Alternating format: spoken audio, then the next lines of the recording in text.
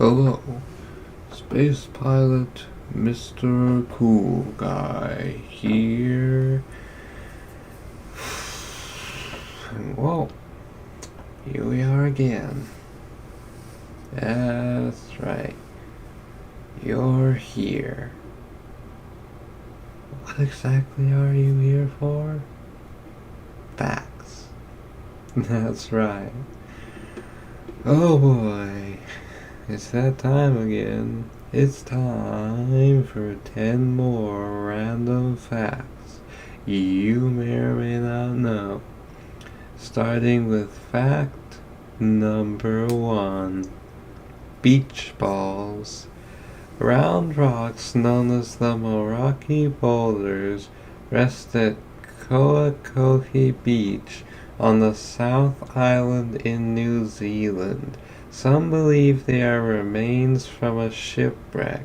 Others think they are alien eggs. Each spear weighs several tons and is almost perfectly round. Visitors can see the rocks from the Morocco Boulders Cafe or by walking along the shore. Interesting. An almost perfectly round rock. Now you cut 3 holes in that and you could get a Flintstones bowling ball. Dang. I wonder if they're like soft or whatever. Like if they have any sort of special squishy marshmallow property to them. Wouldn't that be something? A squishable rock.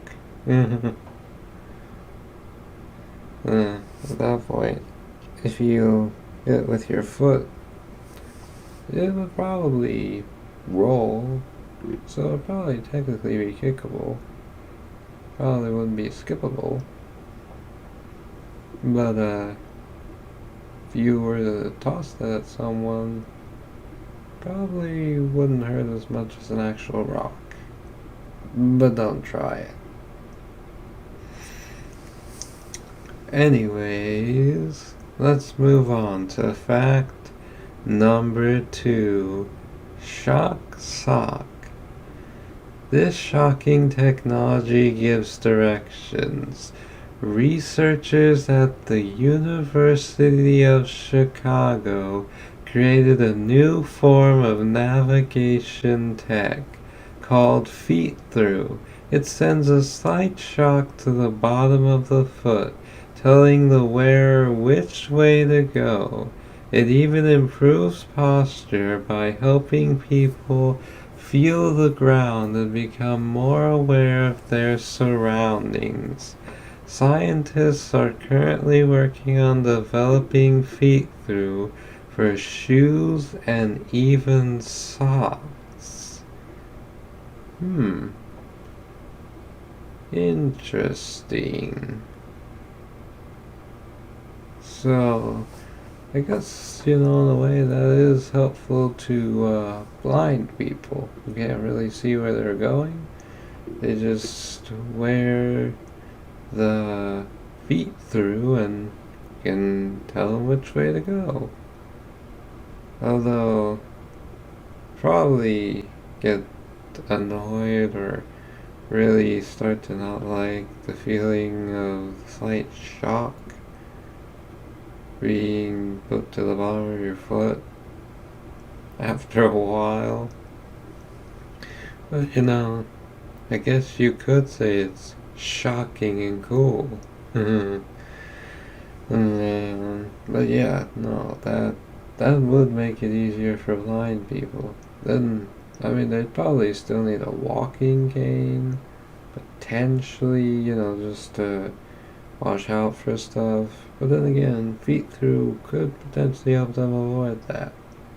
Maybe. We'll see. But now, let's move on to fact number 3. Earthquake survivor. Alex, a husky dog, was rescued from underneath the rubble of collapsed buildings in Hatay province, Turkey. 23 days after the 2023 earthquake, the husky survived for over 3 weeks without food or water. The moment when rescuers heard faint cries coming from beneath a pile of fallen concrete.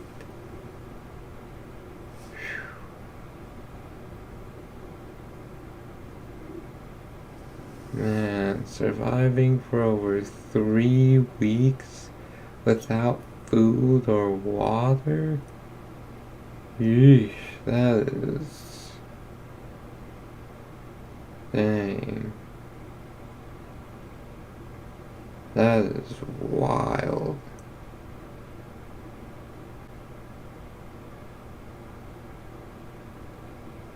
I mean, man.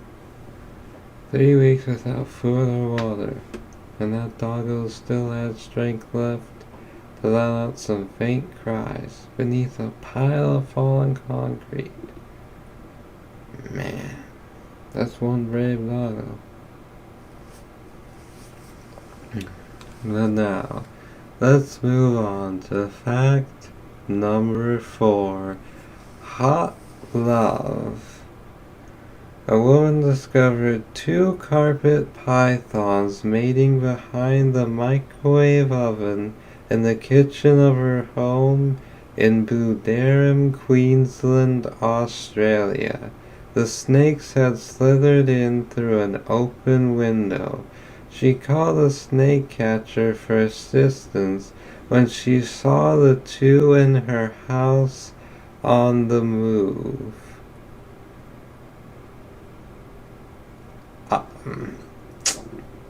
You know, it's quite the sight when you find 1 snake in your house. But 2? Eesh. But thankfully she was able to get them out of the house. Especially before they had any children, because then there would have been more than 2 snakes in the house. 1 snake in your house is dangerous enough, because it can eat an entire human whole. So, yeah. Oof. More like dangerous love. But now, let's move on to fact number 5. Bon appetit. Doug's, a luxury cafe in San Francisco, caters exclusively to dogs, serving a 3-course meal to its canine customers for $75.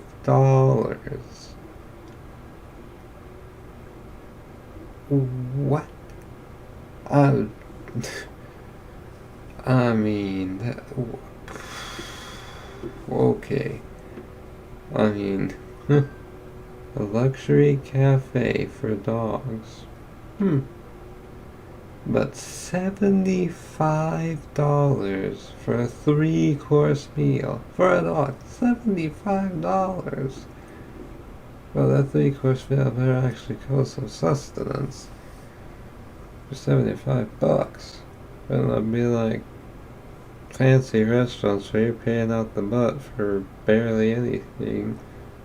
Here's your bill, sir. Yes. I see. So I owe you $250 for a very small slice of outer steak and a crumb of bread. Yes, sir, that is correct. Right. But a 3-course meal, though, I mean, it's just for a dog, and it is a luxury cafe, so but I do like the name Duke. Douche. Or however you pronounce dog, all fancy like. But anyways, it's time for fact number 6. Skydiving salamanders.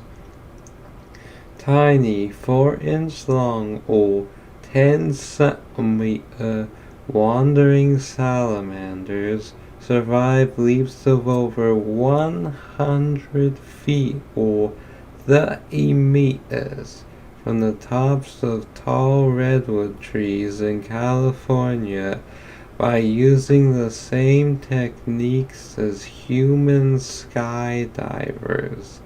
They slow their descent like a parachutist, raising their chests and stretching out their limbs in a starfish pose with impressive control. Dang. Those are some daredevil salamanders. Just gliding from tree to tree. Dang. 100-foot drop, and they survived it. Yeah, if we fell from 100 feet, more than likely, we'd get hurt. Right? Because we can't naturally glide. I mean, sure, there's things we can wear or use to help us glide, but we don't come naturally built with any of the stuff like a flying squirrel or a wandering salamander. So yeah, if you're gonna go jumping, have the proper equipment. Don't just jump from over 100 feet without it. It is not a smart thing to do. But now, let's move on to fact number 7. Goat on wheels.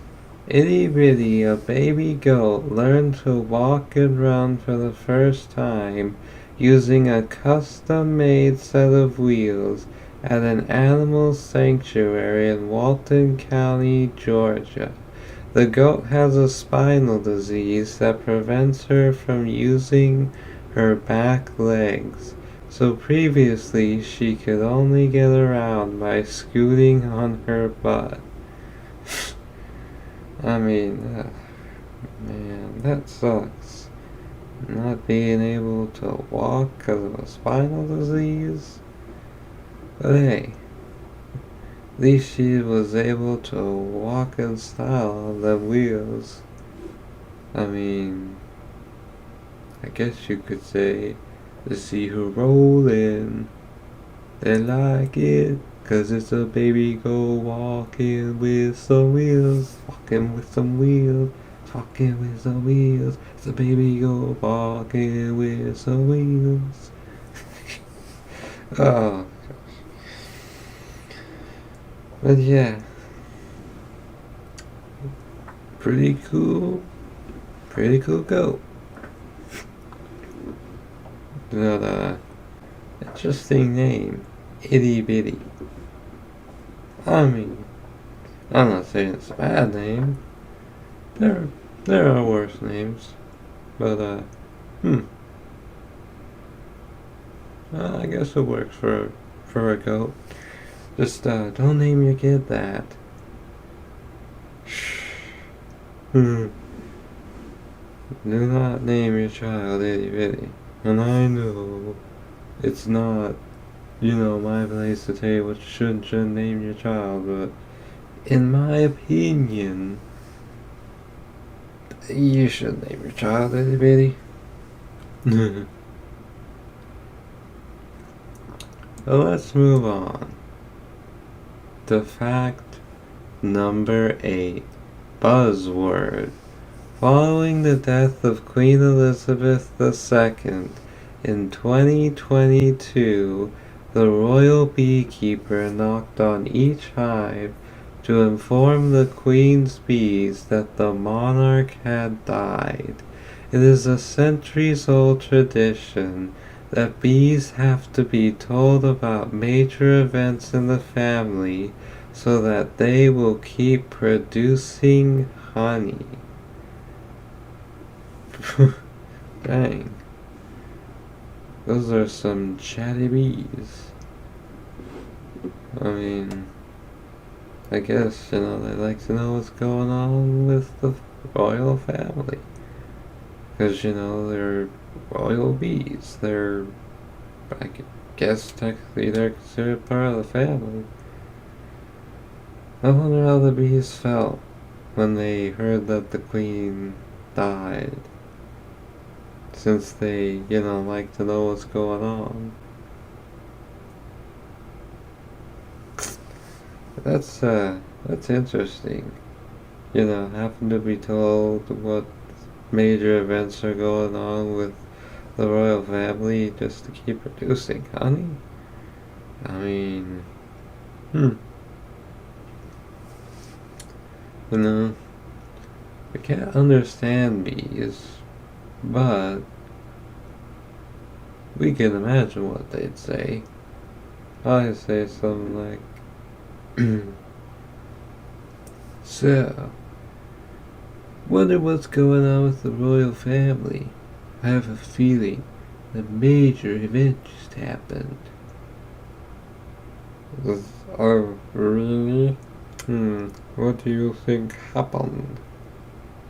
Don't know, but perhaps the royal beekeeper will tell us. And then the royal beekeeper comes, he's knocking on the hive. And so they're doing their work and listening in. Right.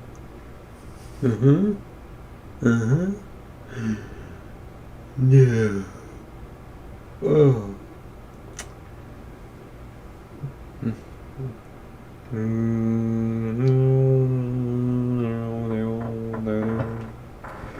Right. And then they gotta go back to making honey. Can't believe it. The queen died. I wonder who they're gonna have take her place.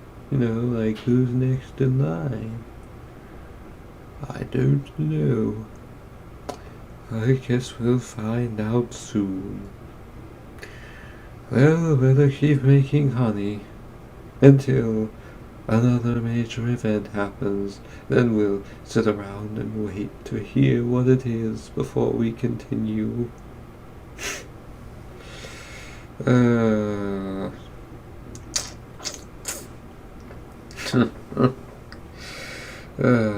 Well, let's move on to fact number 9. Muzzle mic. This strange-looking device is the MuTalk.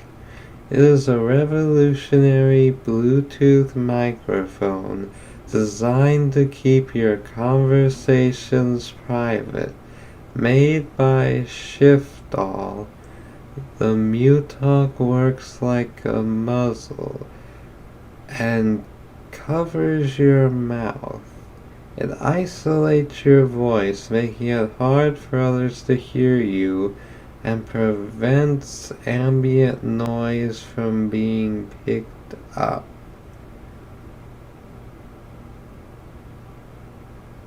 But, what?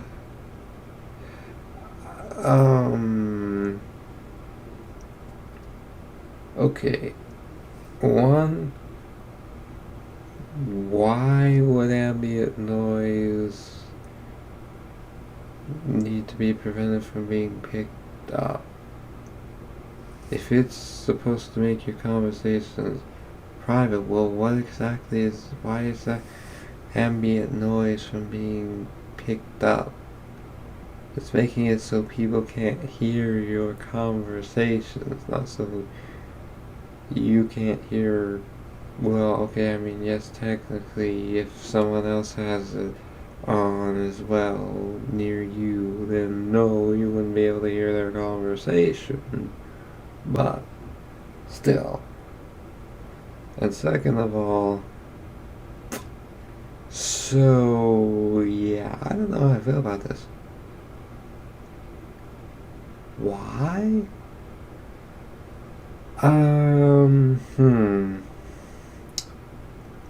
Well, what happens when suddenly people find they can't get it off? Right? They put it on to make their conversations private. And then suddenly, oh, what's this? I can't get it off. I can't call for help because no one can hear me. The conversations haven't made private. It's isolated my voice. No one knows. It's stuck. I mean, I'm not saying that would happen, but I just...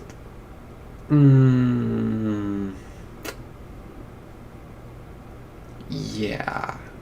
Like, I don't know. I would not feel right. It would just not make me feel good wearing basically a muzzle over my mouth to make it so others can't hear my conversations. Like, no. I'm sorry. I just... yeah, I don't know. Well, you know, I mean, someone said, privacy, please. And they took it seriously. They made a way for you to sort of have privacy in public. Also, okay, so it's supposed to keep conversations private, but like, if you're having types of conversations that need to be, like, I guess the average Joe having normal conversations like family, they don't necessarily want to share to the world because, you know, it's just family stuff, then yeah. But like other types of conversations that, you know, kind of have to be private for reasons, I don't know why you'd be talking about that sort of stuff in public anyways. And, you know, wearing that, I mean, I guess no one would think anything about your conversation, but like, you know? Well, now it's time for fact number 10. Robo Rovers. Meet Agnieszka Pilot, a Polish artist who makes paintings with robot dogs. The 60-pound or 27-kilogram robotic pups were built by Agility Robotics and Boston Dynamics. Named Bunny and Beja, they can collaborate with Agnieszka or even paint all on their own. To do so, they are programmed to listen to commands. Bunny and Beja then choose how to follow these commands, like where to move their arms or how much pressure to use. They will even decide whether to make a dot or a line when they paint.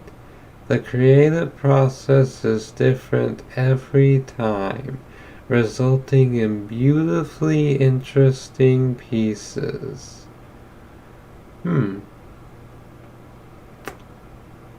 That, that is pretty impressive.